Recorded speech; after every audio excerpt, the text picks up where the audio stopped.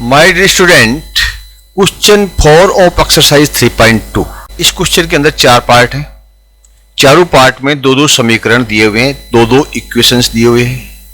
आपको ये पता करना है कि कौन से पार्ट, जो इस पार्ट 1 में, पार्ट 2 में, प्रत्येक पार्ट में ये दोनों समीकरण क्या ये कंसिस्टेंट है या इनकंसिस्टेंट है, दोनों में से क्या है। देखिए हम इसका जवाब लेते हैं। पहले ये देखिए कंसिस्टेंट क्या होता है। ये आपका पहला सवाल है। इसमें ये एक तो ये है और एक ये है। ये दोनों अगर आपस के अंदर एक जैसे हों, यानी इनमें x और y की वैल्यू निकाली जा सके, इसके कोई सॉल्यूशंस हो, तो वो कहलाते हैं कंसिस्टेंट, यानी संगत समीकरण। और अगर नहीं हो तो वो कहलाते हैं असंगत यानी इनकंसिस्टेंट।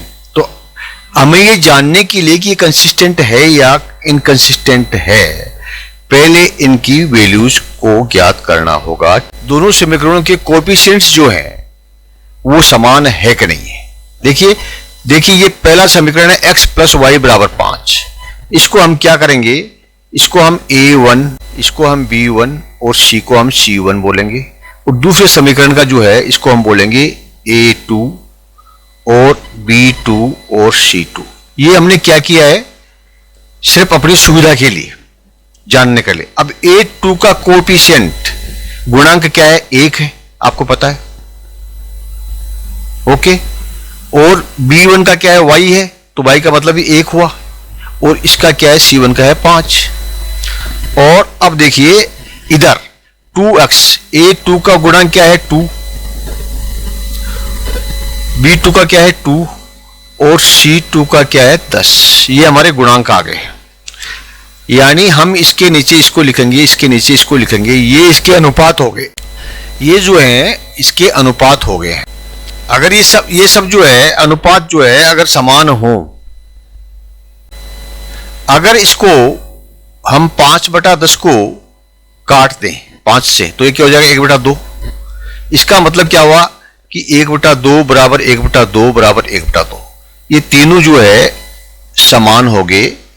समान हो गए इसका मतलब क्या हुआ, इक्वल हो गए।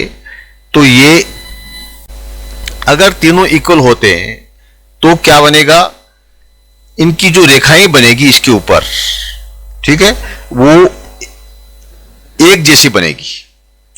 यानी एक जैसी बनेगी, इसका मतलब ये क्या है, कंसिस्टेंट है, ओके। अब देखिए इस समीकरण को हम दूसरे तरीके से लिखते हैं, x प्लस वाई बराबर 5, ठीक है। x मतलब ये तो पता लग गया कि ये कंसिस्टेंट है, और ये कंसिस्टेंट है इसलिए हमको इनको प्रश्न में दिए अनुसार इस रेखा चित्र में दिखाना है। और इस रेखा चित्र में दिखाने के लिए इनके कोऑर्डिनेट्स ज्ञात करने पड़ेंगे। ये दोनों जो इक्वेशंस है इनके कोऑर्डिनेट्स, निर्देशांक ज्ञात करने पड़ेंगे, ताकि हम कौन सा निर्देशांक कहां पर है यहां पर पॉइंट पे डाल सके और रेखा खींच सकें। तो पहले हमें निर्देशांक ज्ञात करने हैं। इसके लिए हमें इसकी वैल्यूज निकालनी पड़ेगी, दोनों की अलग अलग। देखिए x प्लस वाई है इक्वल टू 5 है, तो x बराबर कितना हो गया, देखिए ये x बराबर 5 और ये y लेफ्ट में है, तो ये राइट में आ जाएगा, तो माइनस का हो जाएगा, यानी 5 माइनस वाई। x की वैल्यू 5 माइनस वाई होगी, ठीक है। अब मान लीजिए x की वैल्यू 1 है, तो y की कितनी की 4, क्योंकि 4 और 1 5 होते हैं। x की वैल्यू अगर 4 हो तो y की कितनी होगी 1। x की वैल्यू अगर 2 हो तो y की कितनी होगी 3, 3 और 2 5 हो जाते हैं। और x की वैल्यू अगर 3 हो तो y कितना हो जाएगा 2 हो जाएगा, क्योंकि दोनों मिलाकर के 5 होते हैं। अब इसको हम जो है यहां पर रखेंगे कोऑर्डिनेट्स में। इसके कोऑर्डिनेट्स बन गए, क्या बन गए 1 और 4। एक कोऑर्डिनेट बन गया 1 और 4, ठीक है।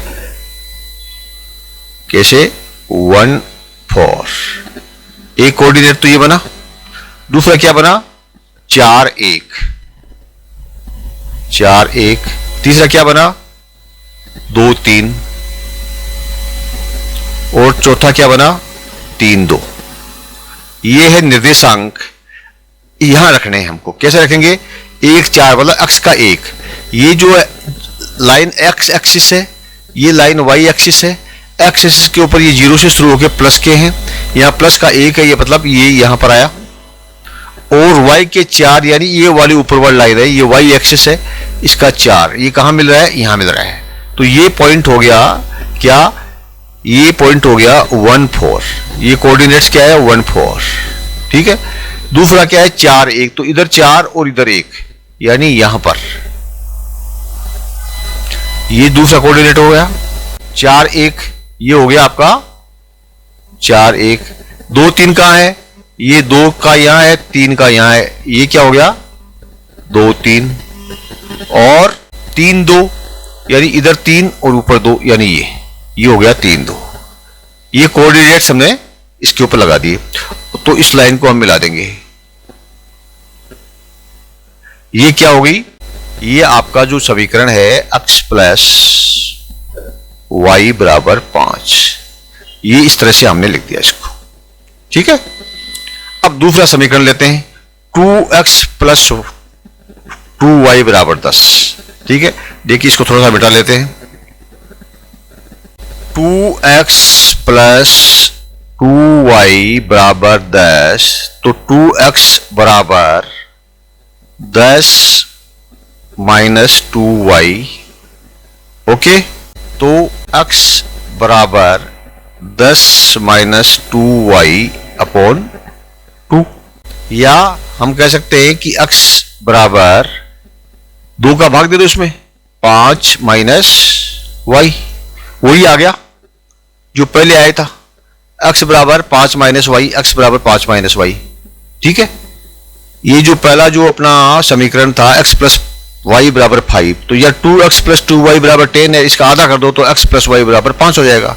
तो दोनों जो इक्वेशन है एक जैसे हैं, कोई डिफरेंस नहीं है, तो इसके जो पॉइंट आएंगे वो भी ऐसे ही आएंगे, इसके कोऑर्डिनेट्स भी यही आएंगे, 1 4 2 3 3 2 4 2, और इसकी लाइन भी जो है इसके ऊपर ही आएगी, इसीलिए ये कंसिस्टेंट है और इसकी लाइन जो है इस प्रकार से आएगी। इसको आप और आगे बढ़ाते जाओगे वैल्यूज को, हमने अभी 4 वैल्यू निकाली है, 5 6 7 कितना भी निकल सकते हो आप, x के बराबर कुछ भी रख दो, ठीक है, और इसको आप बढ़ाते जाइए तो ये लाइन जो है आपकी बढ़ जाएगी। ये दोनों जो इक्वेशंस है ये दोनों एक समान है, तो हमारा उत्तर क्या हो गया, रैखिक समीकरण के सुसंगत हैं तो रेखांकन द्वारा समाधान करें, हमने रेखांकन द्वारा समाधान कर दिया। क्लियर। देखिए इसका आंसर जो है यहां पर भी दिया हुआ है स्टेप वाइज, आप ये दूसरा आंसर है वो नहीं है लेकिन वैसा ही है, ठीक है, आप इससे भी समझ सकते हैं, लाइन तो वैसी ही बनेगी, चाहे आप यहां मूल्य जो है 4 3 3 रखे, हमने कुछ और रखे थे, आप और कुछ भी रख सकते हो, यहां पर लाइन आपकी ऐसे बनेगी, पॉइंट आपके यहां के बजाय यहां आ सकते हैं, यहां आ सकते हैं, आगे आ सकते हैं, लाइन ऐसी बनेगी। क्लियर।